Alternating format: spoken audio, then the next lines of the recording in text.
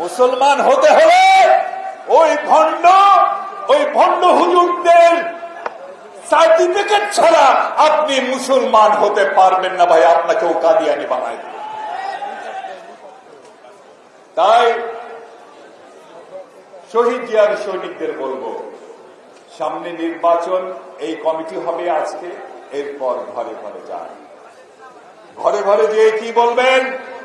কয়দিন আগে আমি একটি বক্তৃতায় বলেছি, আমি এই কথাটি আবার বলবো, আপনারা জনগণের কাছে যান।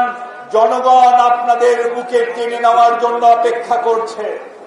তার কারণ আমরা সেই দল করি যে দলের নেতা ৭১ সালে যখন অনেকেই পালিয়ে গেছেন, যখন হানাদার বাহিনী ক্র্যাকডাউন অপেক্ষা করছে, যে কোনো সময় হানাদার বাহিনী সমস্ত শক্তি নিয়ে দেশের জনগণের উপর লাফিয়ে পড়বে, এইরকম অসহায় অবস্থায় জাতিকে রেখে অনেকে পালিয়ে গেছে ভারতে, অনেকে আবার সাদা ফিনফিনে হানাদার বাহিনীর গান পয়েন্টে রেখে উনি সেই হানাদার বাহিনীর বিরুদ্ধেই বিদ্রোহ ঘোষণা করেছিলেন এবং স্বাধীনতার ঘোষণা দিয়েছিলেন। সেদিন তো জিয়া রহমানের কাজ ছিল না, এটি উনি তা করেছেন। সেদিনও আমরা দেশের মানুষের পাশে দাঁড়িয়েছিলাম। 1986 সালে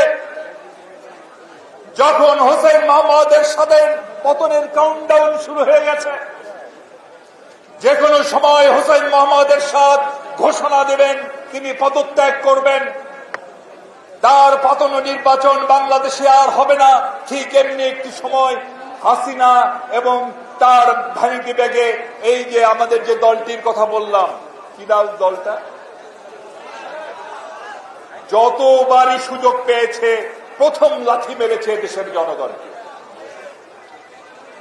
সেদিনও এই দলটি হাসিনার ভ্যানিটি ব্যাগে করে ওই এরশাদের পতন নির্বাচনে গিয়েছিল না।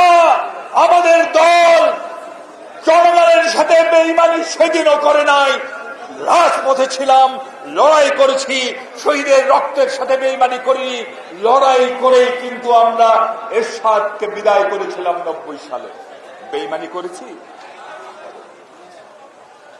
11 পর ফখরুদ্দিন মঈনুদ্দিনগণ বেগম খালেদা জিয়ার কাছে বলেছিলেন যে আপনাকে আমরা প্রধানমন্ত্রী বানাবো, আপনি শুধুমাত্র বলেন আমাদের সব কর্মকাণ্ড আপনি বৈধ করে দেবেন, আপনাকে আমরা প্রধানমন্ত্রী বানাবো। সেদিন বেগম খালেদা জিয়া বলেছিলেন, তোমরা আমাকে প্রধানমন্ত্রী বানাতে চাও কিভাবে? তোমরা কি জনগণের ভোটে আমাকে প্রধানমন্ত্রী বানাতে চাও? ওরা বলল না, আমরা অ্যারেঞ্জমেন্ট করে আপনাকে প্রধানমন্ত্রী বানাবো।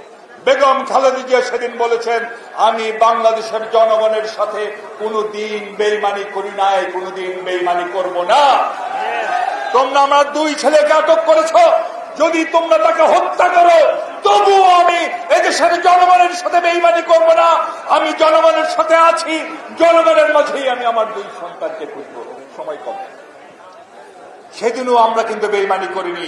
এই 15-16 বছর ভাইরা আমার, আপনারা কি কেউ নিজের বাসায় ঘুমোতে পেরেছিলেন? কেউ কি ঘুমোতে পেরেছিলেন? না, আমরা কেউ নিজের বাসায় ঘুমোতে পারিনি।